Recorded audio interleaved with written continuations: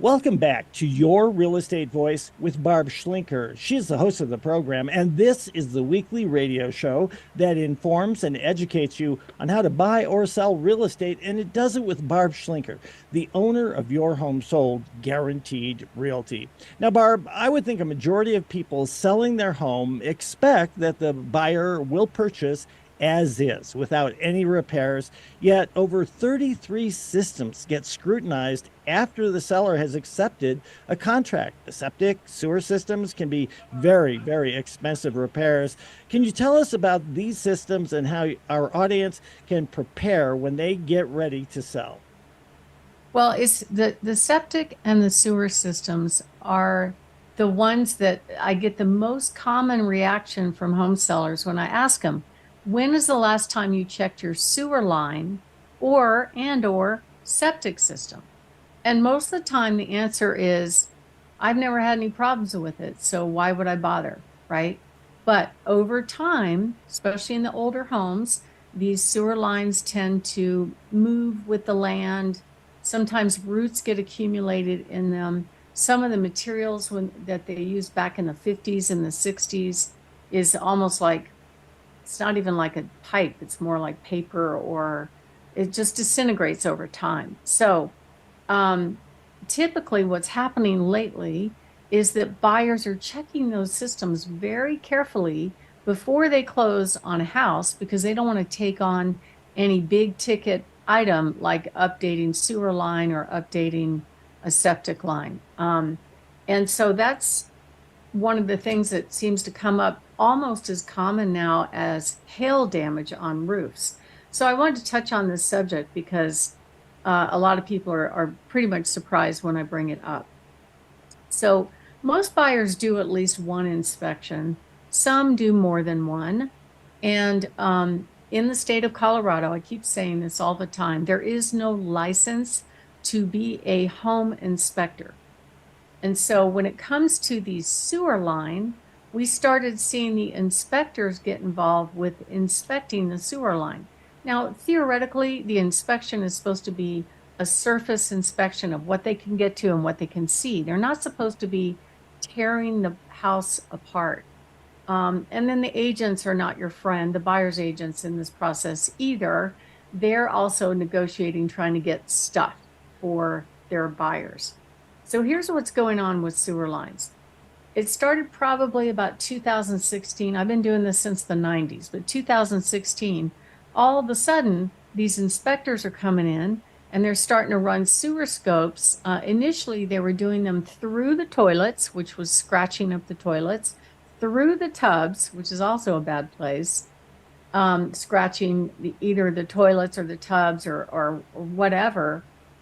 And then they started, if they can't find what's called a sewer clean out in the yard, which is typically in newer systems, I'd say homes built after maybe 2004 or something. There, it looks like a white pipe with a white kind of square looking screw on top of it. That is a sewer clean out. And for newer sewer lines, it is code to have those. However, it's not required on the older homes. So how do they check the sewer line to see if it's intact? Well, many times what these inspectors are doing is they'll come in without permission and just pull a toilet if they can't find access to the sewer line. How would you feel about that, Richard? I would be so angry. And I have to say, I wouldn't worry about that if you were representing me. I would worry like crazy if other people, especially people who got a license, only sold a home or two at best, would be dealing with it because they haven't seen these things the way you have. Yeah, and kind of the way I found out about it is things started happening. The seller's like, "Hey, how come my floors are all scratched and my toilet's all scratched up? And how come the vinyl in my bathroom floor is ripped?" I had that happen a couple of times. How come my toilet is leaking after the inspection? So I'm going to keep saying this over and over again. Inspectors don't have, but per the state rules, there is no qualification to be an inspector. I could be an inspector and I'm scary with any kind of tool in my hand. I keep saying that over and over again because it's true. I've seen the father of the buyer do an inspection. I've seen landscapers do an inspection. There is no qualification. If it makes home sellers feel any better, many of them get an online certification, but on balance, they don't know your systems, they don't know what you're doing. And the last thing I want them to do is be ripping a toilet out of the floor without having a licensed plumber do that, because I don't know if they're qualified to do it. I can tell you I'm not, that's for sure. And once they get access to the sewer line, most of them are running this camera through it. And it's kind of like, I don't know. I've looked at these sewer scope things, or like a video going down a dirty plumbing pipe. It's not very pretty. It's not very interesting. But they're looking for breaks in the sewer line. They're looking for roots in the sewer line, or any kind of compression, that sort of thing. So with that, I recently had somebody that pulled the toilet to check the sewer line. This is a really gross picture, by the Oh way. my gosh. And that little plastic ring that sits underneath your toilet entering the plumbing thing will break, or they'll probably get brittle and break over time. But I'm not convinced on the last inspection I had that it didn't get broken by this guy pulling the toilet when he was checking the sewer line. So we don't know. Theoretically, the inspectors are responsible for anything that they break. But there's no way to prove whether or not they did that. But we had to get that, the seller had to fix that problem as part of the sales process.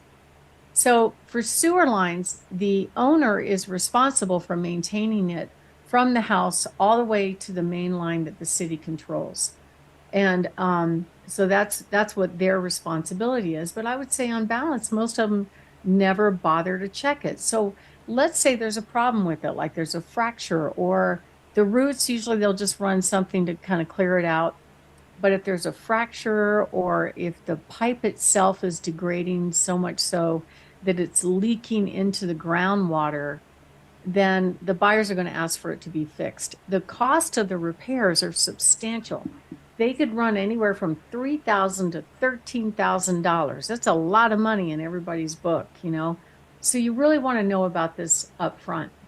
The other type of system that are in homes, especially homes with acreage, are the septic system. So the counties got involved with these back in probably about the same time, 2016. And most of the counties around the Front Range have required that if a home seller is going to sell a home, they have to have their septic system checked within 6 months of selling the home. And if the tank has more than 30% full, then they're going to have to pump it out. And like El Paso County example, and I think Douglas County and many others, Jefferson, require an application for a septic transfer permit, which just shows them the report that the septic company did, and they look at it and sign off on whether or not there are any additional repairs that need to get done. And one of the things that happened to me more recently regarding a septic system is, with all these rains that we've had across May and June and July, what happened, because it was uncommon to have that much rain, many times the rain was overwhelming the leach fields of the septic system and causing them not to function properly. So if the home seller had to have their septic inspection done during this period, it would show a soggy, overloaded leach field, and then the septic inspection company would say, "Oh, you got to replace that. That's going to cost $26,000." Ouch. And I had a seller almost bail out over that recently, but it was just because of the heavy rains. So I brought in another contractor that I trusted. He goes, "I would have never done the inspection." Just the night before this inspection, we had 2 to 3 inches of rain up in North County. So I mean, it was the wrong time to do the inspection. And the seller asked the inspector not to do it. He goes, "Well, I can't. I might lose my license," which was just BS. There's no license police hovering over his shoulder. So he put in a bad report about the leach field to the county. And then we had to bring in another contract to look at it after we had 4 days of non-rain to show that it was functioning properly. So you got to stay ahead of this. And unfortunately, it's the seller's responsibility to deal with the septic. Now, I know there is one county, Teller County. Initially, they started doing it, but it overwhelmed their offices. So they're not requiring it anymore. But the buyers are still going to ask for the septic system to be checked out. So I do recommend you regularly, oh God, forget that word. I do recommend that you pump it periodically, usually every 3 years. And there are some septic companies that will actually charge you to get access to the lids. A lot of the tank lids are buried, so they might charge you $1,000 or so just to dig holes to get to the lids. Sometimes the septic inspection companies will recommend that you get what's called lid risers, which is just a plastic cover on there to show access to the actual tank for the septic system. But that is not required. It's just a recommended thing. And sometimes these septic companies try to sell you these things that cost about $600. I'm Barb Schlinker with Your Home Sold Guaranteed Realty. I'm the host of Your Real Estate Voice. And we are talking about septic and sewer systems and how they're scrutinized for a home sale. And when we come back, we're going to hit on again simple things you can do to be fully prepared for your inspections. Richard? Barb, I don't think the average person understands how many pitfalls are out there, but you're keeping an eye on them. You're listening to Your Real Estate Voice. That's Barb Schlinker of Your Home Sold Guaranteed Realty. And we're talking about home inspection problems that home sellers often face. Barb, what are some of the other tips that your listeners should know about? Well, I would definitely look at the system up front, like bring in a licensed plumber to check your sewer line and see if you have any problems. The service might cost a few $100s just to take a look at it, but then you can plan ahead. The worst time to find out you have one of these major repairs is when your home is under contract, you're starting to pack your boxes, you're getting ready to go, you think it's all over. Oh, I got to do this monster repair which could cost tens of thousands of dollars. So you don't want that. We include with our certified pre-owned home program an actual pre-inspection and a sewer scope. I actually had one seller that the first buyer that we went under contract with did 5 sewer scopes. Now, the fall before, he had just put $13,000 upgrading the system, but she was determined to find something wrong with it, but she never did anyway. She backed out. We got a new buyer and everything was just fine. But you want to make sure you, within 6 months of your planned sale, you have your septic system checked out, and sewer line you can do at any time, just so you know up front if there are any problems with it, because you don't want to deal with that in the throes of moving. Richard? You're listening to Barb Schlinker of Your Home Sold Guaranteed Realty. This is your real estate voice. And if you're thinking of selling your home, of course, you want to get the most amount of money. Call Barb, 719-301-3900, or just visit barbhasthebuyers.com. A lot more to come. When we come back, we'll be talking about the 5 keys to maximize the selling price when you do sell your home. Stay tuned for that.